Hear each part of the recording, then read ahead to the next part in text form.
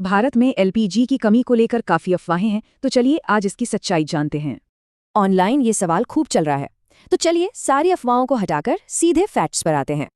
मामला घरेलू सप्लाई का नहीं बल्कि ग्लोबल लेवल पर हुई एक अस्थायी रुकावट का है। यहाँ अनिश्चितता की वजह से दुनिया भर में एलपीजी की आवाजाही थोड़ी धीमी पड़ सकती है। पर सबसे जरूरी बात यह है कि ग्लोबल दिक्कतों के बावजूद देश की सप्लाई चेन एकदम मजबूत है। तो देखते हैं कि हमारा घरेलू सिस्टम कैसे काम कर रहा है।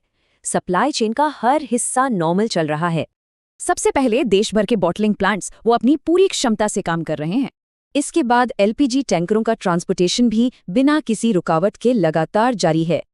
और आखिर में लोकल डिस्ट्रीब्यूटर्स भी सिलेंडरों को घरों तक लगातार पहुंचा रहे हैं। तो फिर सवाल ये उठता है कि अगर सप्लाई ठीक है तो कुछ जगहों पर ये लंबी लाइनें क्यों हैं? तो देखिए, ये सप्लाई की नहीं बल्कि डिमांड यानी मांग की वजह से हो रहा है। इसे कहते हैं पैनिक बुकिंग, मतलब कमी के डर से अचानक बुकिंग बढ़ जाना, जरूरत से नहीं। इसी पैनिक बुकिंग से लोकल डिस्ट्रीब्यूशन पर दबाव पड़ता है और फिर लाइनें दिखने लगती हैं। अच्छी बात यह है कि अथॉरिटीज इस बढ़ी हुई मांग को संभालने के लिए पूरी तरह से एक्टिव हैं।